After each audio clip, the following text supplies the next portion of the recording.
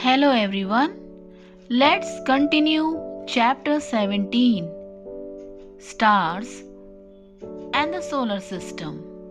Today we are going to start a new topic, that is the pole star. The pole star is situated just above the north end of the axis of rotation of the earth, and therefore it does not appear to move or rotate like other stars. Because of the fixed appearance of the pole star in the geographical north, it is also called the North Star. The Indian name of this star is Dhruv Nakshatra. The pole star has been of a great significance for navigators and travelers since the ancient times. It was a wonderful direction indicator for travelers when no other direction indicators were available. Next topic is constellations. When we see at the sky, we find some groups of stars which always remain together and form a shape resembling some already known shape. Such a group of stars is called a constellation. There are 88 constellations known so far. So, how can we define this constellation?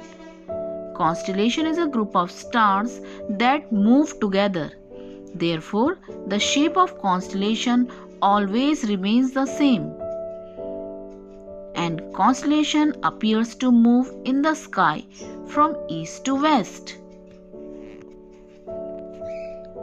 So, the first constellation we are going to study is Ursa Major. It is one of the most common constellations that you can see in northern night sky during summer months at about 9 p.m. This constellation has 7 prominent members in it, that is stars, which are arranged in an outline similar to that of a big ladle, that is a serving spoon. Ursa Major is more commonly known as Vrihat Saptarishi or the Great Bear. If you study the position of Ursa Major at different times during the night, you will find that it appears to rotate about the pole star. Next is Ursa Minor. The two big and bright stars at the end of a bowl of a big ladle, that is the serving spoon, of the Ursa Major, called pointers, will help you to locate the Ursa Minor constellation. This is another constellation with 7 prominent members, one of which has a great importance for us. Ursa Minor is also known as Laghu Saptarishi or the Small Bear. To locate this constellation, concentrate on the 2 pointers of Ursa Major. See nearly 5 times the distance between the pointers in the direction of a broad end of the bowl till you see a very bright star.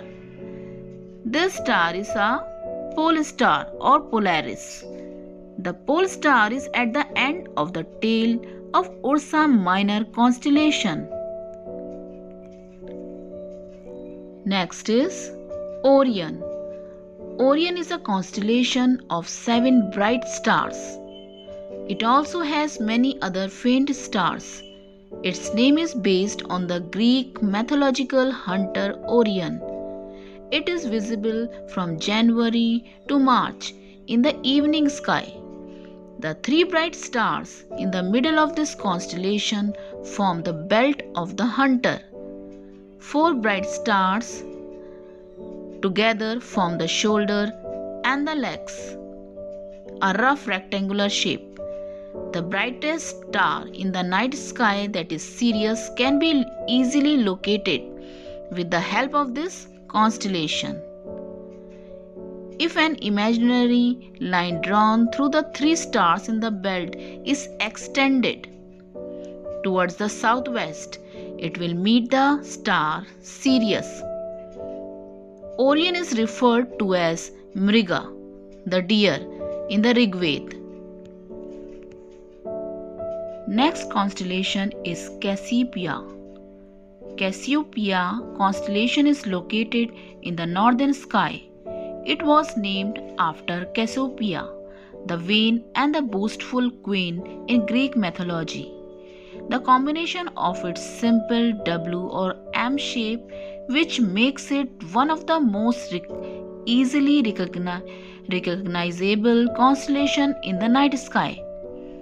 You can observe Cassiopeia on a moonless night during winter at about 8 p.m. Cassiopeia is visible throughout a year.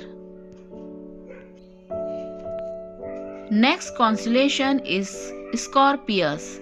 Scorpius, also known as Scorpio, is a constellation of several bright and many other faint stars, which appear in the shape of a scorpion.